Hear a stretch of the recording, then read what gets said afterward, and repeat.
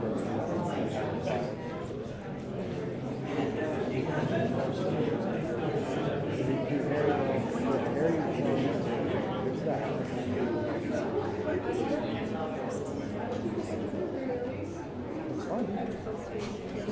what I'm watching right now.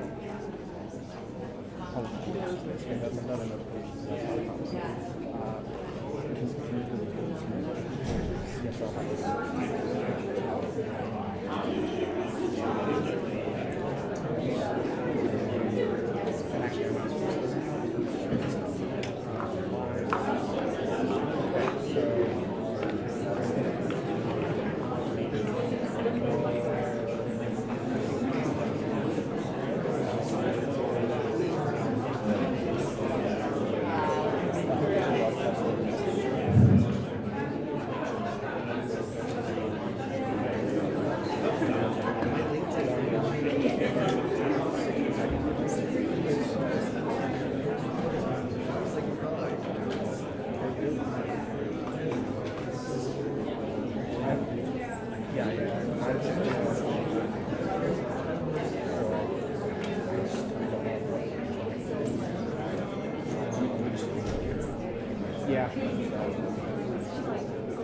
Good evening, everyone. Welcome to the event here in the beautiful Engineering and Natural Resource Building at the University of Arizona. Thank you so much for coming tonight. I bet you never envisioned having our two guests sitting together on stage.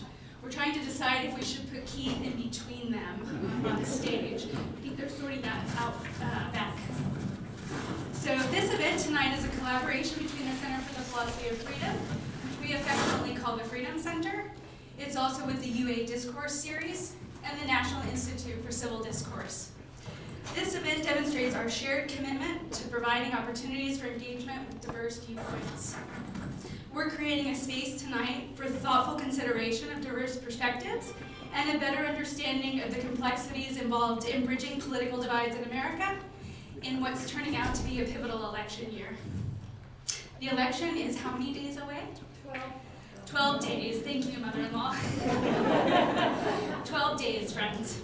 So this evening's timely discussion, particularly relevant given our political climate, encourages us tonight to consider how we can engage in constructive dialogue despite our differences.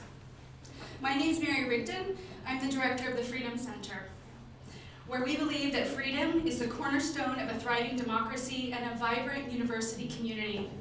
We also believe that these are enriched when we actually embrace diverse perspectives and engage in constructive dialogue. Founded in 2008, we are now a university center in the Office of Innovation, Research, and Impact. I'd like to extend an invitation to you briefly to welcome you to come to the Museum of Democracy exhibit. Has anybody been by the campus store to see our exhibit? Wonderful. So you're welcome to come anytime anytime the campus store is open. It's in the basement, which is actually a very lovely renovated space, and that is the Museum of Democracy. You say you want a revolution, politics, and protests of the 60s. It's a collaboration between us, the Freedom Center. It's also with the University of Arizona, the Museum of Democracy, and the Arizona Board of Regents Presidential Project. It actually boasts the largest collection of presidential memorabilia with very cool buttons, political gear that basically talks about politics in the 60s. So I encourage you to visit the exhibit. It's right here on campus. For tonight, these events, of course, wouldn't be possible without enthusiasm and passion of everyone involved in this work. And I'm grateful to have my colleague and collaborator, Ted McLoof. He's here tonight to introduce and welcome our guests. Ted?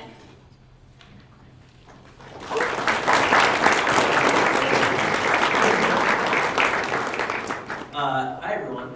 I'm going to be very brief because I know that the stars of the show are standing back there right now. But I am the executive director of the University of Arizona Discourse Series. We believe all the same things that the Freedom Center does, so I'm not going to bore you with our mission statement.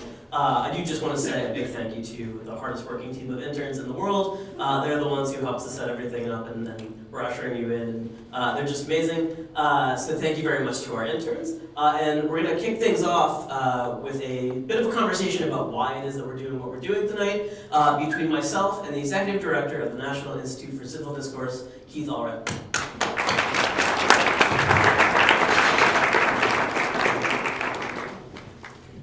Thank you. So we met in DC to talk a little bit about why this is an important conversation. Obviously, it's an election year and a particularly divisive one. Can you talk a little bit about why it is that this is an important event, and also how does it connect to the National Institute for Civil Discourse?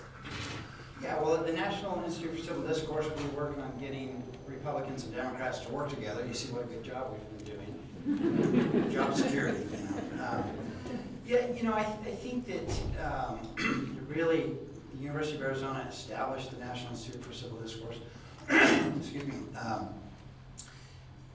in response to the rising tide of polarization that we see in the country. And maybe I'll just kind of try to give the contours of that a little bit, because I think some of it is a little bit misunderstood. I think we all feel, kind of have that a little bit of a pit in your stomach about feeling that something has really gone wrong in our politics. I mean, they've always been kind of rough and nasty, but something feels like it's gone off the rails, like it's worse now. And a lot of times when you hear stories about, the good old days, and you look at the actual data, things weren't really that much better in the good old days. But I think in most respects, when it comes to polarization, when you look at the serious data, it's actually maybe even worse than people think. I'll give one example of that. In Congress, there's this ingenious way that political scientists have analyzed the more than 14 million roll call votes ever cast in Congress since 1789. And using those, they're called nominating scores, and using those, we are quantifiably the most polarized along party lines in Congress that we've ever been. And it's been a 40-year trend line of increasing polarization. We've never seen anything like that before. At what's called affective polarization or social polarization, how much animosity and anger do we feel towards each other? Highest ever recorded and rising rapidly. So in all of those cases, it's like, yeah, if you're feeling pretty concerned, there's strong evidence for that. Well, because I was going to ask, we have I think a pretty healthy crowd of younger college students here who maybe don't remember a world prior to sort of the temperature that we have right now. And so it's interesting to say that things have heated up, because I was going to ask whether, the role of the media, both traditional and social, right? Are they just sort of, are we just seeing more coverage of the kind of divisiveness, and that is sort of why it is that we feel as though things are more divided?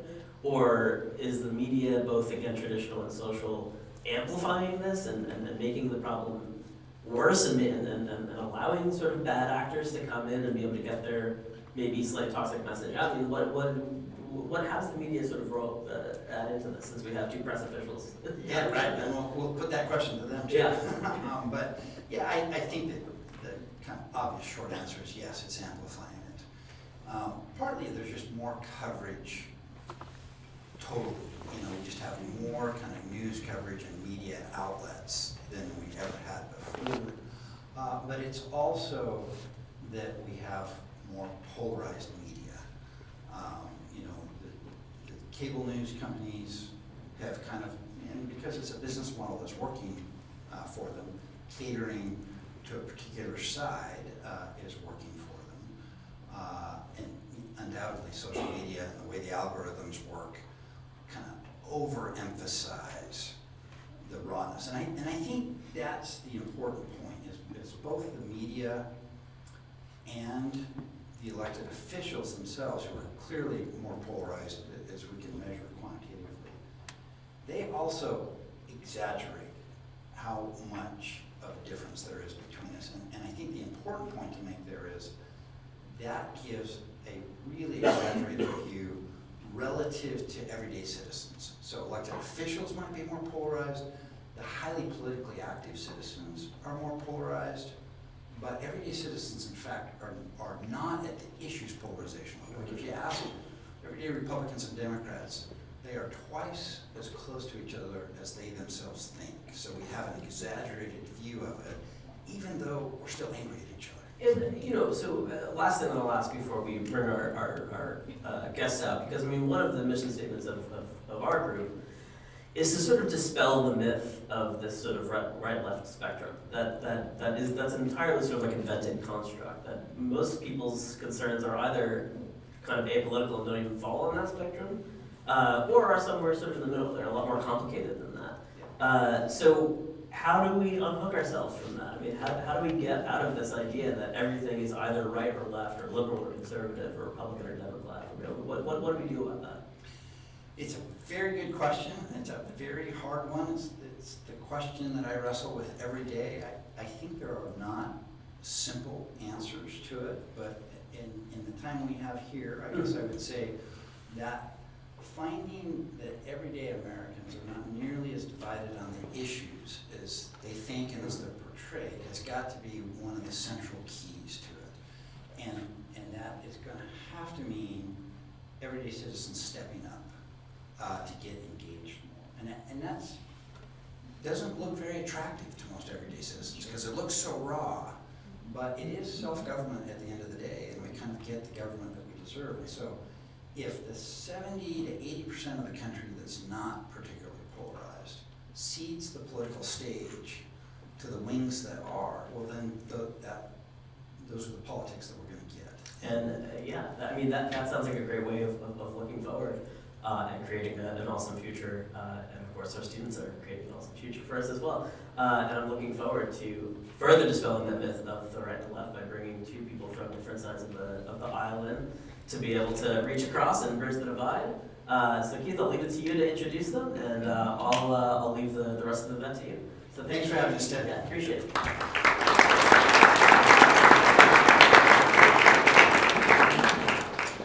Good, so we'll just invite our distinguished guests to come on out and join me as I introduce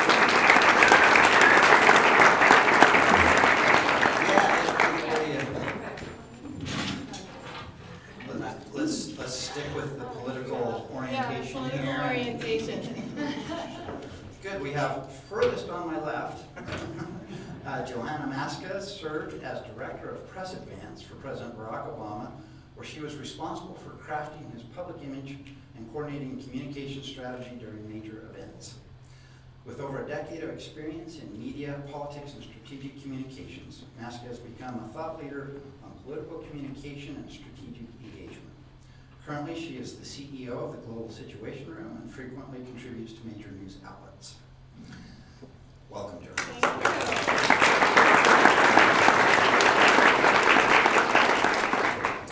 Sean Spicer is a political strategist and former White House press secretary for President Trump.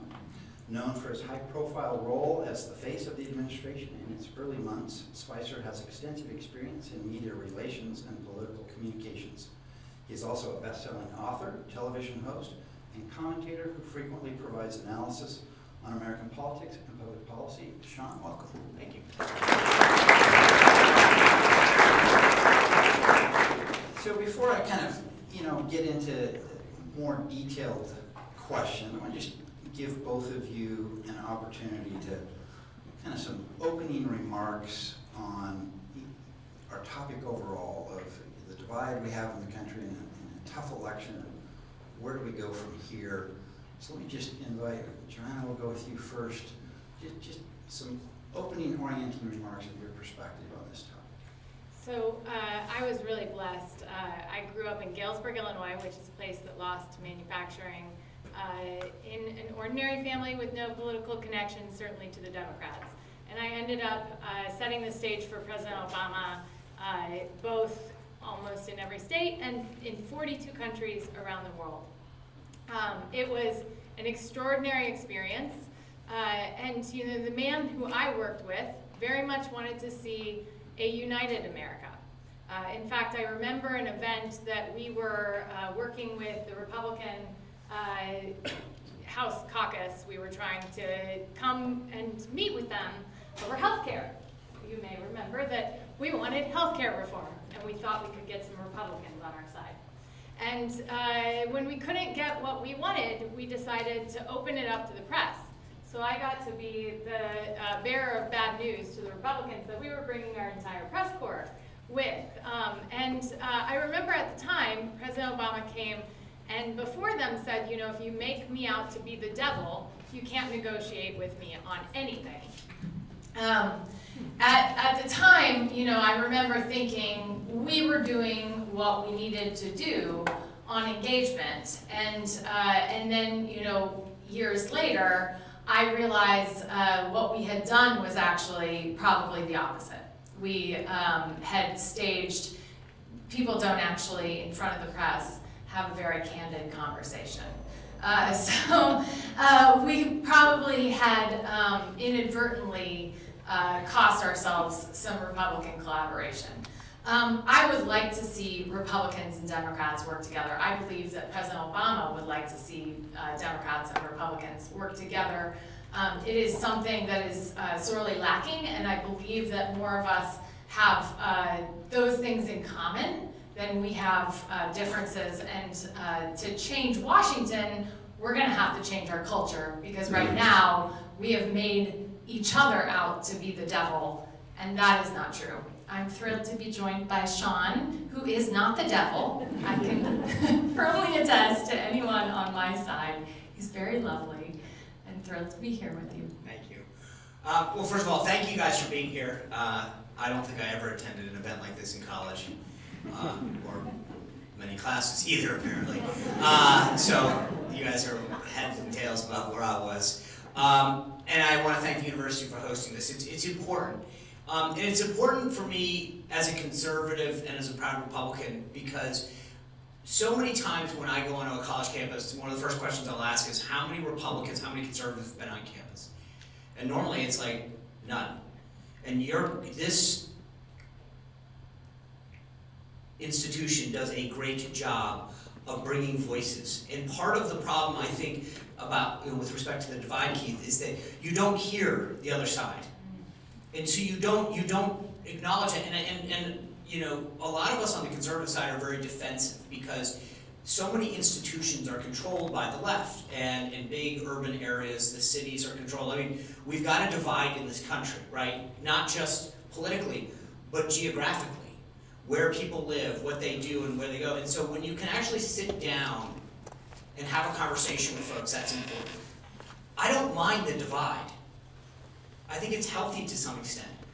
Where I think that we need to do better is the level of respect and civility, right? I've been in this 30 years. I know I don't look it. It's a moisturizer. And that's what my advice for you guys. One thing, use a moisturizer, stay out of the sun. But 30 years ago, I did my first campaign, 1994, Contractors of America Year. And I think one of the things that has changed is sort of the ability to look at the other side. I have a lot of friends like Johanna that I get it. I'm not going to go, she's not going to walk out of here tonight. I hope she does. But it's not going to happen. She says, I agree with you. You swayed me. But I respect her point of view. And I respect that it's different than mine. And I think that's where, to some degree, we've lost it. We do a thing every morning on YouTube.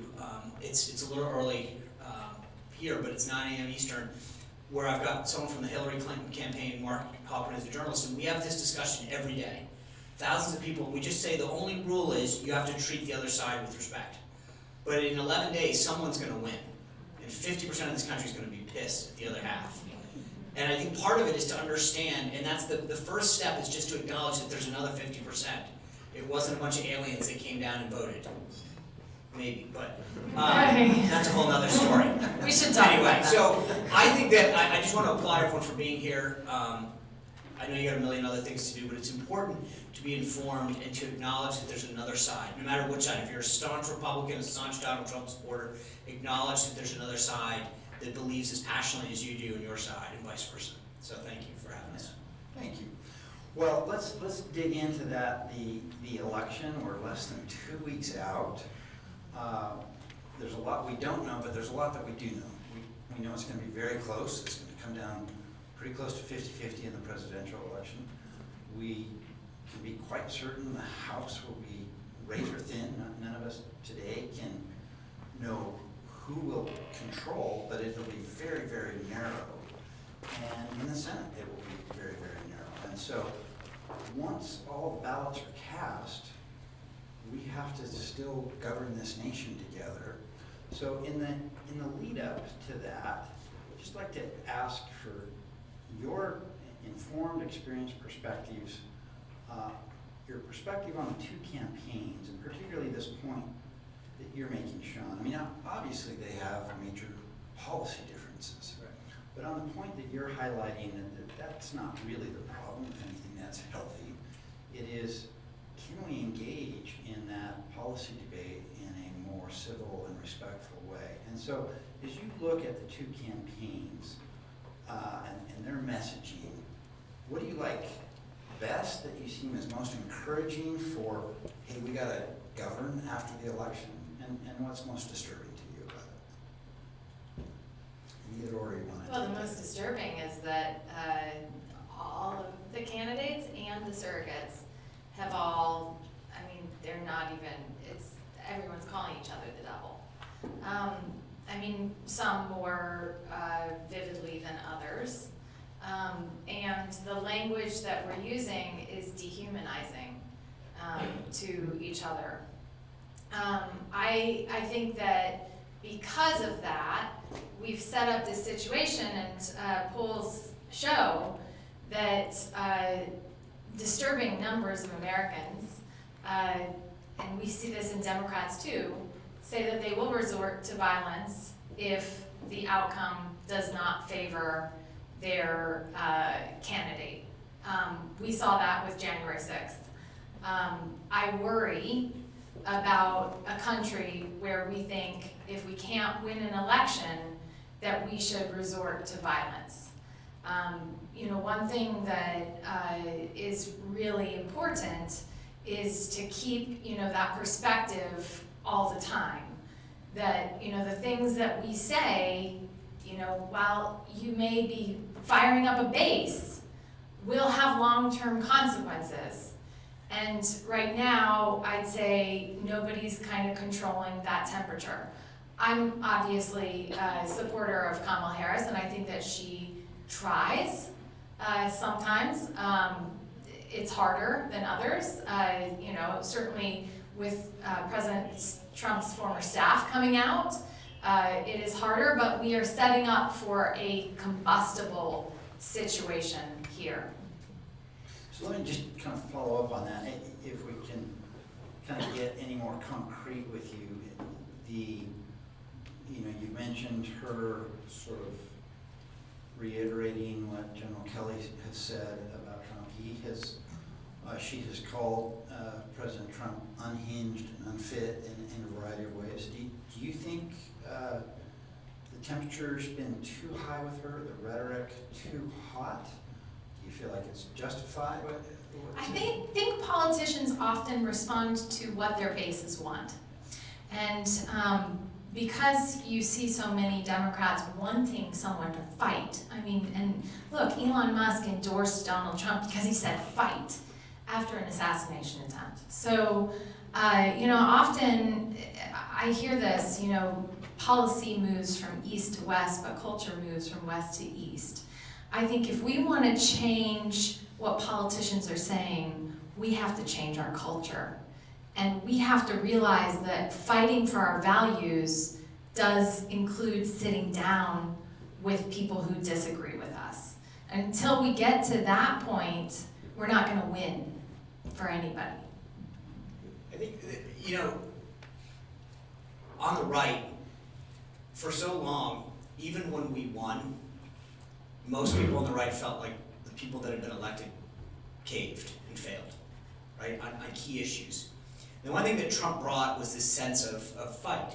Like, I'm gonna go do this, I'm gonna get your job back, I'm gonna fight China, I'm gonna go after reform NAFTA. And to some degree it's true. I'll tell you, it's funny, I was, ironically, one of my previous jobs was as the assistant US trade rep for media affairs under George W. Bush. So I was the guy that told everyone in the country how great the trade deals were that Donald Trump said suck. And when you're the press secretary, that kind of sucks because they quote you to you. They're like, you said, and then I'm like, that guy is an idiot. But when a trade deal goes, they call it in force is the language, right? So it's agreed upon, that's the legal term. And we would say, Mr. President, NAFTA's in force, and you would say, I don't care. It's a bad deal for our dairy farmers, it's a bad deal for auto workers, it's a bad deal for intellectual property. And there was a sense of like, holy smokes, this guy's actually gonna fight. I mean, and I'm talking politicians on our own side who'd cave and say, oh, we can't do it, sorry. There is a sense, I think, on both sides, and you see this on the progressive left, AOC, Bernie Sanders, whatever, where they're like, will you fight for something and really mean it? And there is a boiled up point for too long. A lot of folks in the public have felt like their own side has let them down, right? I mean, you saw the rise of the Tea Party on the right, Occupy Wall Street on the left. People were like, will you do something for goodness sake? Will you just stop making excuses and caving?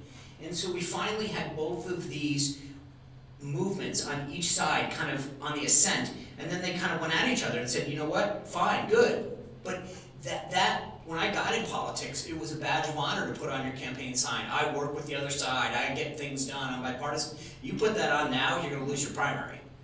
On either side. Because, and that's why I'm saying that to some degree the divide is okay. We've got so many problems in this country. I mean, one of the things on a bipartisan basis, you realize no one is talking about the debt and deficit? I mean, this is, I mean, but no one, we've given up on caring, and of all people, the younger you are, the more you should care about this. It is ridiculous. We are on a spiral, and this is the kind of thing that I'm talking about, where with these politicians, yep, sorry, couldn't do anything on that. And there's a bunch of people that are saying, yes, you could have, you should have fought. You should have stood firm. You didn't have to just walk off the floor or the chamber or whatever. So I think that part of this is there's a degree on both spectrums, the right and the left, of people that are demanding more action from their elected officials. Yeah. But it's a little bit of a theme in both of your remarks. You're saying, yeah, Harris is saying the things that her base wants to hear. You're saying, hey, these folks are demanding, don't just cave. But if we do think about that day after the election, it's such an evenly divided country. Aren't elected officials on both sides really spinning a fairy tale that, yeah, I'll go fight for you on this, where we have a constitutional system designed so that no one party can just impose their will on everyone else. So you can fight, but it's just going to create frustration for all. You can't deliver. You'd have to have 60 or 65 of the senators, you'd have to, and so do the elected officials bear some responsibility? 100%. I mean, look at how many young, like the idea that you know the names of first-term members of Congress is ridiculous. Well, George Santos, I mean, But, I guess that's. No, but that's ridiculous. That's a whole different ball of ridiculousness. But my point is that back in the day, Republican and Democratic members of Congress got elected, and then they worked a seniority system. And right now, they come and they go, hey, if I say something outlandish, if I kind of attack my own leadership, I will gain stature, I can raise a ton of money. The dynamic has been flipped on its head. The earlier that you come to the game and start teeing off, the more exposure you get, the more, if you're on the left, you get on MSNBC, if you're on the right, you get on Fox Newsmax. I mean, that's your ticket to stardom. And so why would I say something normal and pragmatic when I can be a firebrand and get a ton of social media followers, raise a boatload of cash, and be a hero? I mean, I find it, listen, on my own side, you know, when we were trying to elect a speaker, I would have private conversations with some of these members. They said, just tell me, what is it that what concession you want? They'd be like, I don't know yet. I'm like, so you're blowing this whole thing up, but they love the fact that they got booked every night. Yeah. And I'm like, this is crazy. But we have a system now that rewards that kind of behavior. And again, I'm just more of a, hey, if I get 80% of what I'm looking for, I'll take the deal, right? And a lot of these guys, they don't even want 100%. Yeah, they just want the news networks to wait for them. And they literally do. Matt Gaetz, I would watch it when I was in Washington, you know, Congress they let out. And all these serious, you know, actual legislators are walking right by the cameras, and the cameras aren't asking them anything. And Matt Gaetz comes down and they're like, oh, yes, we need to talk to this guy. And it's, you know, I compare it, Sean, and I'm curious for your thoughts, you know, to yellow journalism, and I've done a lot of trying to look at this Gilded Age, the Gilded Age before, are we in another Gilded Age? And that was the era of yellow journalism. That's a good point. You can just think about, like, for anyone who thinks this is new, right? To Yeah. Johanna's point, like, this is how we've got our foundation of our country is built on maligning other people. So it's not new. It's just the platforms have changed. It's now social media as opposed to newspapers that were written under pseudonyms. Yeah, even in the 1790s, Jefferson and Adams and That's when Biden first got elected. They really, Oh, God. they were A Biden age joke, isn't that old? I No? I've written a few down. I didn't want to throw them out. Oh, poor Good, so we want to get the audience involved and take questions, and so we're going to just invite you to stand up and ask a question if you like. Let me emphasize that point, ask a question. It's a large group we have, and we're delighted to have such a large group, but in fairness to everybody then, it is not a forum where everybody can kind of make their advocacy their case, right? So it is an opportunity to ask questions of our panelists rather than to advance your own cause or case. So one of the indicators of a question is that it ends in a question. And so, I wish I had said that at the beginning of most of my press conferences. So, I'll give you a sentence, maybe if they're really good, 2 sentences of context and setting the premise for your question, 1 or 2 sentences, and then it is a sentence that ends in a question mark. So we'll take some minutes to hear your questions, and we're going to have plenty here. I'm going to just start right here in the red. Yes. Do we need a mic passed over? I'm going to repeat the Oh, you're question, gonna so I'm repeat going to the try to question. say it as loud as you can, and then I'll repeat it. Yeah. You mentioned earlier. Can you just tell me your name and are you, like, what your affiliation is? Are you a student, teacher, visitor? You were on the street and saw the sign? Student, I know, because I got to talk to her class earlier. It's just a plan. I know. No, Samantha actually got to ask J.D. Vance a question. But I'm a grad student at the School of Journalism. I'm a journalist for AZPM and for the Tucson Spotlight. But I'm still learning, so there isn't tonight. But what I wanted to ask is, you said that in order for politicians to change the way that they're communicating with their audience and with each other, is that we have to change our culture. What do you think that looks like, and what is that going to take? And can you say your name again? Samantha Calico. Samantha. So Samantha asked, we had this theme that elected officials need to change what they're doing, but for them to be able to do it in our circumstances, that the culture's going to need to change. And so how do we do that? How do we change the culture? Well, I think one thing that's going to be really important is how we respond to this election. I do think it's going to be contentious, and it may take a while to make sure that every vote is counted. And we need to give that time. But when those votes are counted, if my side loses, I'm going to do everything I can to make sure that we don't burn it all down. I love this country. I think the world of this country. I think that we are better than President Trump, who is obviously trying to beat my candidate. But should he win, I want to see our country be successful. And so that takes having those kinds of conversations with people who have the ability to change culture. I mean, we're seeing right now, Eminem is in Detroit with, President Obama. We've got, I think you guys have Kid Rock and, I don't know, some wrestlers. And we've got Lizzo. We have Young Gravy, by the way. I didn't realize. We have Young Gravy out in Wisconsin. So, one of the things is, after this election is all done, I think we're all going to have to realize that somebody has won. And now what are we going to do? We're going to work on making America Great. Again. It's always been great. And one person, this is my problem, we are promising that one person can change it all. And I know, because my hometown hurts because of manufacturing issues, that there are a lot of people in this country hurting. And The Economist says America's economy is the envy of all. And a lot of people in Arizona don't feel that right now. I would say that President Trump, also contributed pretty heavily to this situation. If inflation is too much money chasing too few goods, we close down the economy because of an unmanaged pandemic. We put more money in PPP fraud and abuse than we've seen in the entire war in Ukraine. There are some significant issues. What Sean's saying is absolutely right. Our Social Security, we don't have a plan from either candidate right now that shores up Social Security for my generation or the generation sitting here. And that's not okay. Those are issues that we should be working on no matter who is the President of the United States. And we've got to see past the personalities to do that and change our culture. So there's a saying that politics is downstream of culture.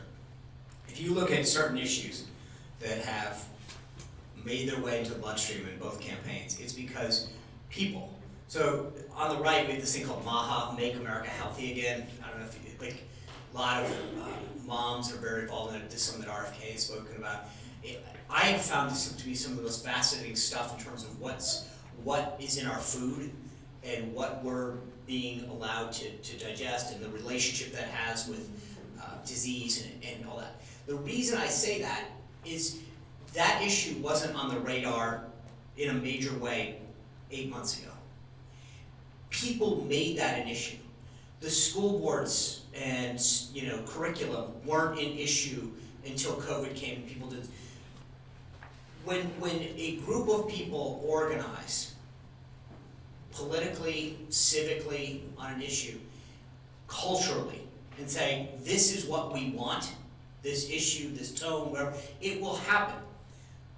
Too many times, I feel like we as Americans kick the can down the road, right? So you guys have this thing on an open primary, It's like, I feel like too many times we want someone else to fix a problem. So I don't believe in term limits, right? I understand it. Sometimes I get much closer than I'd like to be. I'm actually on your guys' But I feel side. like too many times we say like, oh, these guys stick around too long, or not enough people vote in primaries. Well, okay, so the answer is then to get more people to vote in primaries, not to say, okay, well, we're gonna have in my opinion, obviously, that we're gonna have an open primary because that'll make it more competitive. Well, if you want it more competitive, get people to vote in the primary, right? It's just like we keep making excuses for an outcome that we don't like, as opposed to organizing. But over and over again, there's issues that have come to the forefront because somebody said, I'm willing to organize this, I'm willing to grow it, and now more than ever, right? The number of young people actively engaged, prominently engaged on both sides of the issue is like nothing I've ever seen in 30 years of politics, because they have the tools, social media platforms, etc., and all sorts of other digital things to engage in a process that largely wouldn't allow them to in the past. So the tools are there, the evidence is there that it can happen. Samantha, if I can ask you one question, just because it piqued my interest in what you do. What do they teach as a journalism student the goal of reporting is these days? Like what is it that you're supposed to do as a reporter, as a journalist? Bear witness and state the facts. Yeah. And nothing but the. That's great. No, I'm so happy to hear that. It was bear just witness. repeat that for our. Yeah, so I asked her what the, yeah, And so she responded, graduate student in journalism, to bear witness to the facts and. Be there to bear witness and state the facts. State the yeah, facts. facts. That's awesome to hear. Well, and I think that, to your point, I actually think that election reform is something a lot of people want. A lot of people feel frustrated by the Electoral College. Well, you don't need to get rid of the Electoral College. You can change how we do delegates more proportionally. Parties will never go for it because then they'll have to spend money in every state. But we should try. I mean, Nebraska has done something different, and Nebraska, Maine. it's interesting because earlier we were talking about could there ever be a multi-party system? Well, Nebraska's got an independent Senate challenger who's given the Republican a hard time right now, may win. So yes, all of these things are possible. I actually was, the one thing I agreed with Donald Trump on was term limits. I thought, you know, people stay there for a real long time. They get real comfortable and they have every benefit to go retire. What on God's green earth are these people thinking? Go retire and enjoy your family. I just don't understand it. But Chuck Grassley's going to be there forever. Good, what other questions do we have? Right here. Hi, I'm Yvonne Davis, and I'm currently a communications student here, as well as a business analyst at Citibank. And I wanted to know, when you worked with your prospective administration, what was one rule that you can share that you followed to ensure you were given the best image for that particular president? Okay, so this was Yvonne Davis, who is a communications student here at the University of Arizona and also works at Citibank, I think, putting herself through college. Need alone, you go down to. See Yvonne. And her question was, you each worked for an administration. What was one rule that you tried to follow, encourage your administration to follow, to put your administration in the best light? That wasn't quite how you put it. Is that right? Okay.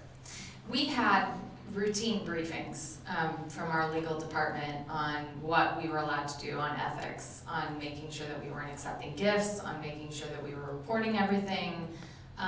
In fact, you know, some people would say we went so far, you know, if you were doing anything around the campaign, you had to get all sorts of permission and have all sorts of different phones and make sure that it's on the right account so that everybody's work was on the right account. I guess no one gave Hillary Clinton the memo, which is why you guys, you know, got the email thing, and then you got power, which was kind of unfortunate.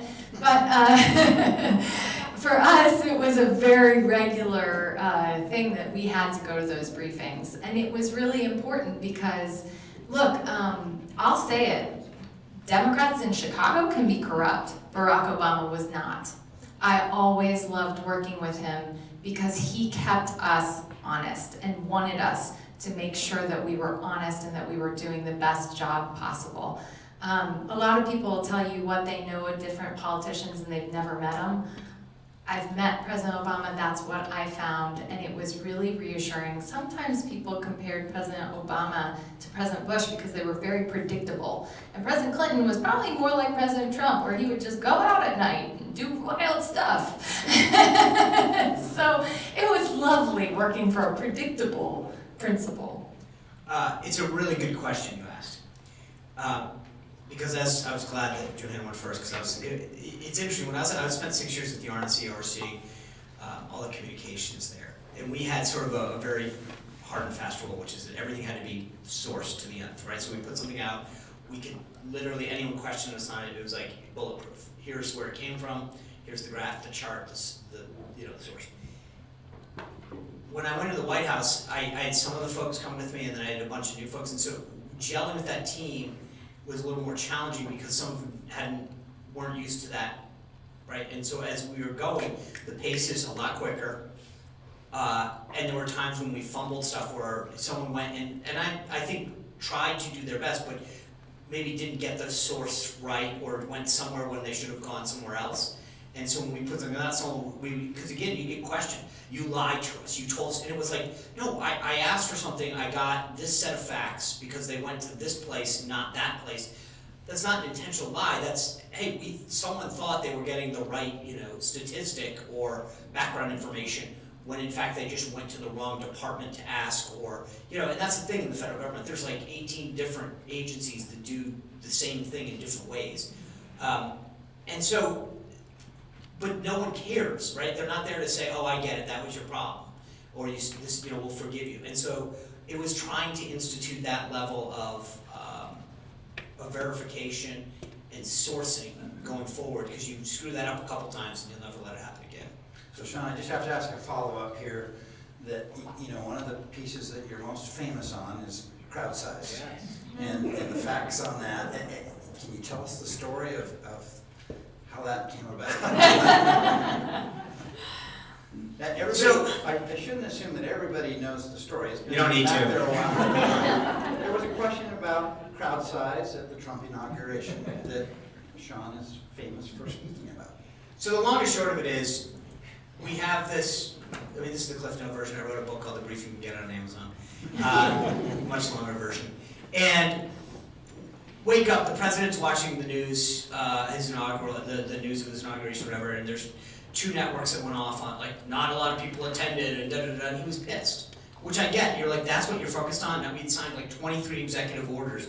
Day 1, came out of the gate swinging, and that's the focus, right?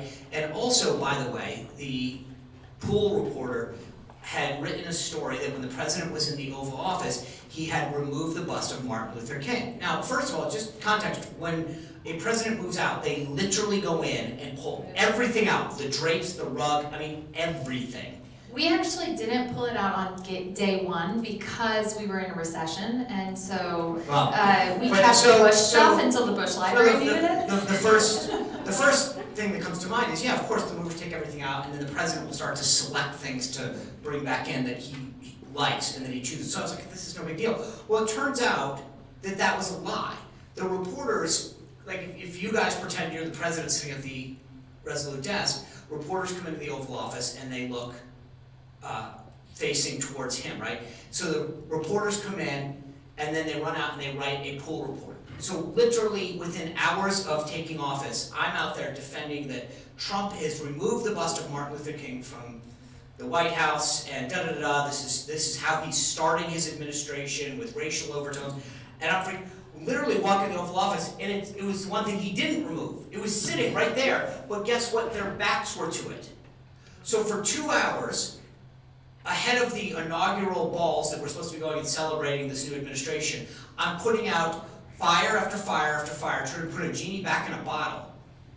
So I say that because this is the context. The president wakes up and goes, are you kidding me? First they lie about that, then they wake up and they talk about this. We did all this stuff yesterday, and so he's like, you go out there and correct the record. This is ridiculous. So I start calling around. It's the Sunday of a 3-day weekend, if I'm correct on the day, but it was a 3-day weekend. And I'm like, they're like, you think anyone in Washington works on a 3-day weekend? No.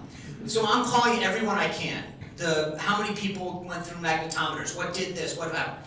And we're trying to get numbers to match up because the president's like, I mean, you know, we're all staring and you see a ton of people. This is ridiculous. So I come up with this phrase where I said, you know, think about this. Just to be clear, I was like, I'm going to be safe on this. When President Obama was inaugurated, you couldn't live stream. The technology didn't exist.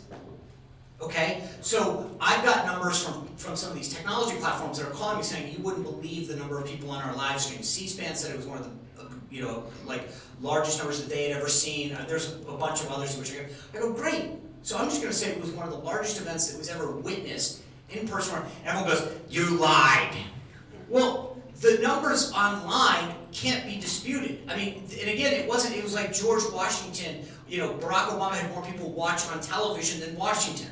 It's a pretty easy thing to say because there was no television. So I thought I was pretty safe on this. Maybe a little asterisk. But the point, and this goes back to your question, which is, we had gotten numbers. So the Park Service got out of the business of predicting crowds. So we were like calling the Metropolitan Police Department. How many people did you screen? How many people got off the Metro calling? I mean, it was trying to come up with numbers. And to be honest with you, it was a complete disaster. Because on a Sunday, trying to get random agencies to give you numbers is not a smart move. And so, it was to me one of and everyone goes, Trump sent you out there. That's not true. I tried to think that I was being cute by weaving all these numbers together, and I was going to razzle-dazzle everybody and be like, 18 million people rode Metro, and 2 people came in on a genie. And it was like everyone's going to, but the problem was that those were not the numbers that are traditionally used, and so everyone's like, that's BS. So I've been thinking about a lot while you've been talking. One, I'm so lucky that Barack Obama preferred to watch ESPN and not himself on television. 2, I think the other thing, the context that people don't necessarily know is a lot of times by the time you're in the White House, you know these journalists. You've worked with them for a very long time. So you think you can have kind of a direct conversation, but we've gotten to this point, and I think it's, because of trying to get attention, and it is an interesting point because our generation, we were the first to use like Facebook. The iPhone was coming out during our campaign. We were like Blackberries. So, it is interesting because there wasn't a ton of streaming. In fact, I remember a ton of people who were invited guests got stuck in a tunnel. And this was before Twitter. And so, everybody's starting to hear about these tickets that got stuck in a tunnel. And it's like, oh my God, did my family have that ticket that's stuck in the tunnel? It wasn't real time. So, a lot of this has changed. But I think that you go into this and you think you're going to have like an even conversation. And then somebody, for their own purposes, want to do a gotcha. And I said this earlier. John Carl was not your favorite journalist, and he was not our press secretary's favorite journalist. I loved John Carl. He always asked the tough questions. Sometimes, it was like a lot. And so, you think that you can have a civil conversation, and then you find yourself in a new role. So I can imagine that was like, welcome to the party. Good, thank you, you're very welcome. Let's see, let's go. Sarah. Sarah was another UAB faculty. So I have a question that is about disagreement, not at the political level, but rather among people. So people apparently have stopped disagreeing, but only because they've stopped talking to each other. So I always, and I think that's because they really fear that they will end up hating each other. So I try to teach my students that there is what we call epistemic value in disagreement, but I also tell myself, I don't think we as educators are doing enough of a good job. So the question is, if you were a professor for a day, what would you tell your students? Thank you. It's a great question because Let me repeat it for our online audience. So Sarah, who's on the faculty here at the University of Arizona, was talking about some of what she tries to do to cultivate constructive dialogue, but asks, what if you were a professor for a day, how would you approach this in the classroom on college campuses? So if I were a professor, I would love to say, hey, I want you to ask questions of each other. I want you to feel like this is an open dialogue. It's, it literally is a safe space, if you will, right? Ask anything. Which I think is, when I ask a question, I had someone several years ago explain to me why certain words made them feel a certain way, and related to me some of the things that had happened to them growing up. And when I was able to ask them questions about how that made them feel or whatever, I said, wow, I have a new, now I will never, I can't, that now has made an impact on me, right? Because I was able to understand that a word or a phrase that doesn't mean anything to me was hurtful to them. But because of that dialogue, I got it. It's like, okay, well then I'm not going to say it again because I know it hurt. I don't care about it, but it clearly upsets you, and it means something. And I'm sure, they weren't one person. I'm sure that all the people that fit their description probably felt similar in a way. But because of that dialogue, I'm a better person for it. I was talking to a professor the other day who tried to have that conversation in their classroom, and he said to me that people came to his office hours afterwards and goes, we can't do that, right? And he said, what do you mean? He goes, we'll get killed. He goes, I can't do that. And that's the problem. I would love to be, to have that discussion, but I feel like I have watched people in your profession try to have those dialogues, and they get destroyed for allowing an open dialogue because it triggers someone. It doesn't make, and I'm like, I will tell you, this is the funny story. The place where I went to undergraduate school, I don't say the name anymore. In the 2016 election, the Washington Post style section did this nice profile on me saying I was, Trump's the outside guy. It said the outside guy's inside man. And it was just a story about how I've spent a lot of time in politics and I was working with Trump. My college posted on Facebook and said, Sean Spicer, class of 1993, profiled in Washington Post. The comments below, and this is going back to 2016, said, "I no longer feel safe on campus. I can't believe you did this." No comment. It was, here is the story in the Washington Post. No, like it just said, Sean Spicer, class of 93, protest. And I don't feel safe. I hope they never go to like New York City, or like, you don't feel safe because someone posted a link of a story on Facebook. And they were for, I mean, it was insane, the reaction. And that's why I started the comments tonight the way I did. The idea that people are willing to listen is fantastic. And I wish that would have more. And maybe, you know, I wouldn't last very long on faculty. I definitely wouldn't be tenure. But I wish that you encouraged it, because we learn from each other. I feel as a conservative stronger when I hear the other side's argument. I go, okay, that's where they're coming from. Huh. Sometimes I even go, okay, that's a really interesting point. Now we got, but to me, it's interesting that we can't even, in some circumstances, try to listen to the other side. I would actually take the arguments that are being had and I would assign them to someone so that they have to make that argument. So, you know, you have to try to believe that, you know, you are arguing for this particular policy that maybe you disagree with. And, you know, an intellectual exercise, you know, President Obama was really good about this, trying to get the other side or the other perspective. If you yourself can make the most compelling argument for something that you are against, then you'll know how to make the counterpoint more effectively. And that's just an intellectual exercise at a college. You know, I mentioned the morning meeting thing we do all the time, right? And part of what is great about the conversation is, so like, Harris had a town hall last night, right? And so we'll start the conversation by, Sean, what did she do well? Now, I don't care. The Trump guys will once in a while email me and be like, dude, that wasn't helpful. My job is to be an analyst, to tell you, hey, she answered that question well, she didn't, and I think I have more credibility when I can give her props for doing well, so that when I criticize her, people can say, okay, well, that's fair. Similarly, like after the first debate, that was not Trump's best night. And if I come out and say he had the best night ever, he crushed it, I don't think I'll have the, you know, people will want to think that, you know, listen to more of my analysis. So, but you have to be willing to tread into that a little bit and say, okay, I'm going to get hit, but that's the beauty of right now. If you're not going to be honest about, you know, pros and cons, then what are you really taking the class for? Are you there to learn, or just to be told exactly what you believe?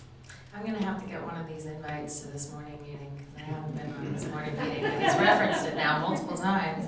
It's probably pretty early in Los Angeles. I am. I'll be doing it live tomorrow morning from here, so. We'll go with one more question here. We got lots of good questions. Let's go all the way in the back here. Yes. Go ahead. We don't have a microphone, so just blurt it out. Good evening, everybody. So my name is Tonya. I want to ask a practical question. I personally feel there is a serious homeless issue in America from coast to coast. And I personally feel it because I saw homeless people around my house. And they asked me, man, could you just give me 2 bags? Things like that. Okay. And I don't feel good about that. I personally don't think they should be on the street. So my question is, if the party you represent is elected, what is the corresponding policy regarding homeless issues? That's it. And would you say your name one more time? My name is Tong Yang. So Tong Young, are you a student here at the University of Arizona? Yeah, I'm a student. Student here, and quite disturbed by the homelessness in the country, and asking a question of if either of your parties are elected, what they can do about that problem. It's really troubling that in the richest nation in the world, we have so many people who are living on streets. And it's multifaceted because some have serious mental health issues. I actually agree with Sean. We are much healthier when we have a two-party system. And I've seen this just in living in the state of Kansas and now living in the state of California. Because when you have one-party rule, sometimes you don't hold each other accountable. California, we have a really terrible issue with homelessness, to the point where when I put my son in public schools, and when I was walking him to his TK, there were tons of people living on the streets nearby, and the police officers had told us that some of them could be, or were, known sex offenders living next to a school, and they were allowed to do that because the ACLU had sued the city of Los Angeles for the rights of people to live on the streets. And so they didn't have the right to remove that person who was right across from the street. So I got very upset. I called my city council person. I saw some of these middle schoolers were walking to their school and having to walk in the street because of all of our encampments. And I wanted those kids to be able to walk on the sidewalks. So I call and they say, well, Los Angeles is too liberal of a city. I said, no, I'm liberal. I want every single one of these people to be housed, and I want our kids to be able to walk to their schools. It's been interesting to see because I started navigating city government. Well, they'll say it's somebody else's fault or it's somebody else's fault. Well, eventually you need to get to that one person. Well, Los Angeles has now kind of had it up to here with the issue, and so it became one of the top issues in the last mayoral race. And actually early on, there were signs that an outsider candidate might beat Karen Bass at the first go-around. And had he probably would have won. He did not. So Karen Bass took the city over. She is the mayor of Los Angeles. Gavin Newsom is now the governor of California. He has now, because of court ruling, overturning that ACLU suit, they've said, now you can actually clean up your streets. So Gavin Newsom has said, clean up the streets. And Karen Bass is saying, no, we're gonna do so humanely. It is a challenge because we don't have all of the housing and we don't have all of the facilities for mental health treatment. So if you just clean them up and you take everybody and you take them somewhere else and you put them somewhere without a house, you're not actually solving the problem. That is going to take government working together and people holding government accountable to clean it up. But I believe in the richest city in the richest country in this world, there should be no person who is without a home at night, especially children, and there are children living on our streets. Couple quick points. First of all, to what Johanna said, homelessness is largely a local issue, dealt with by city governments, municipalities, not state or federal. So largely that's a local decision, and depends on who controls it. Largely, most urban cities are controlled by Democrats, so there's very few Republicans outside of a handful of cities that are actually having to grapple with this, because we generally don't do very well in cities. That being said, within homelessness, there's two sort of big, broad groups, right? You have people that are not there because of their own doing, or because they've fallen on hard times, they want to get out of it, and there are programs that have been utilized to try to, over the years, different attempts to get them back on their feet, shelter, home, training, stipends, etc. And then part of the problem is that there is an element of homelessness that people want to be there. We have seen this. I worked in and out of DC the last 30 years. There's a lot of opportunities for homelessness, for shelters, etc. And people will choose not to go in for a variety of reasons that they've studied. And so part of it is looking at it and finding out what groups need the help versus what groups just will never take it. But I would just go back to, it is largely a local issue that has, everyone in the world over the last 2 decades has tried to solve it, and it's to some effect. Some areas have been successful, some not so much. Well, I will certainly own that a lot of these are urban issues. It's interesting that it's kind of grown, and California has been kind of an origin. And I would say it's in the aftermath of Ronald Reagan and some of the cuts to social services that we've seen all of this. So I would say that there's a lot that the federal government could do and should do to help communities, local communities. And I think it depends on people actually getting engaged and getting to meet the people. I don't know about you, but every time I would walk into the White House, there's a huge homelessness population that lives in the parks around the White House, and I got to know the people. Some of them were veterans, and some of them we actually did see get housing under President Obama because of different reforms. Can I ask, if you're a student here, how many of you are planning to vote? If you can just raise your hand. Nice. Okay. How many of you who are planning to vote have voted early? Okay. And then how many of you, if Not you're as comfortable many saying hands. it, like, how many of you are not going to vote? A couple people. Okay. Can I ask, you don't have to answer, but Well, I'm a Canadian citizen. If you vote, if you the gotta go his through, party's you gotta go gonna through be the real southern border. upset. Go down, you can just, it's about an hour. He's Canadian, for anybody Okay. watching on the live stream. And then lastly, just if you're a student here, how have you been contacted in some way by the campaigns themselves? Mail, text, yes, hands? Is there anyone who... Have you gotten our ridiculously long text messages that I do not know why the Is any- Democrats are Wait, doing? if I could just, one more question. If you're a student and you said you're planning to vote, have you not been, and you haven't been contacted, raise your hand. Okay. That's, yeah, it's great, All okay. right. It's interesting. We got some thorough campaigns. Good. I was gonna say, I touched base with our field operation and they are organizing knocking doors this weekend, 9 a.m., noon, 3 p.m. Y'all are invited if you wanna knock some doors with the Democrats.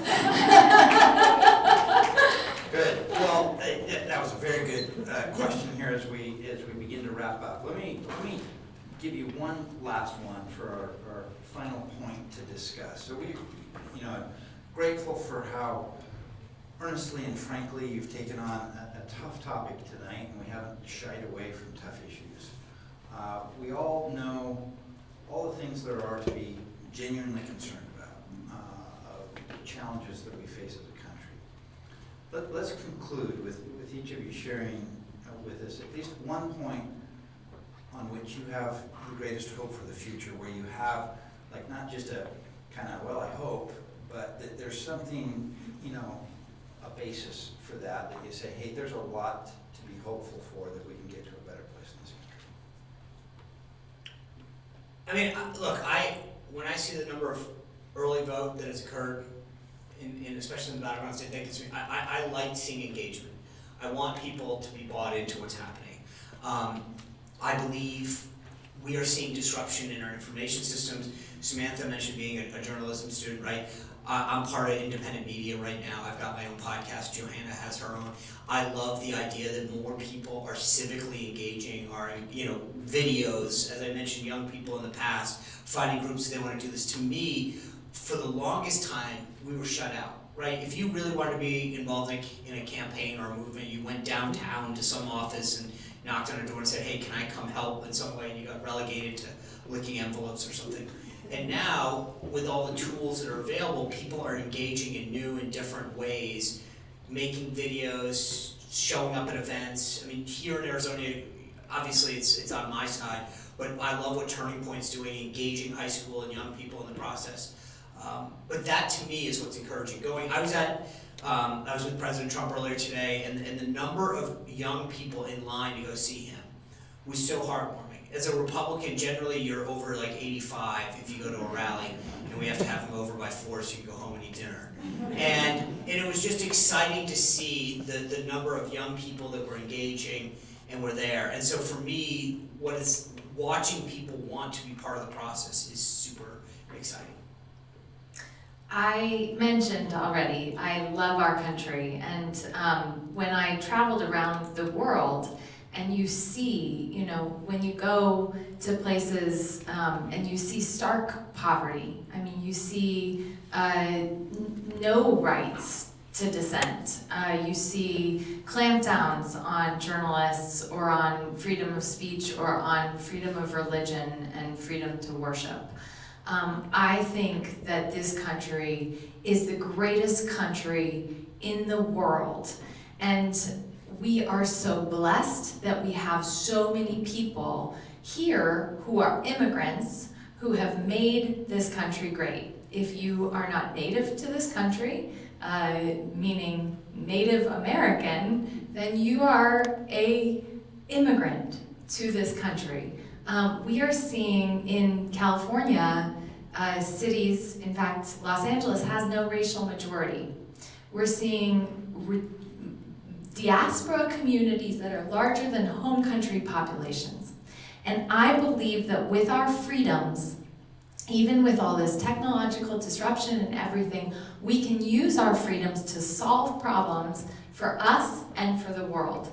And when we do that, we will maintain our economic powerhouse, but we'll also have some more moral clarity going forward. And I would love to live in that world that has that moral America ahead of us. It may take a while to get to, but I know that that America is on the horizon. I saw it with President Obama, and I cannot wait to see it lead the world ahead. So,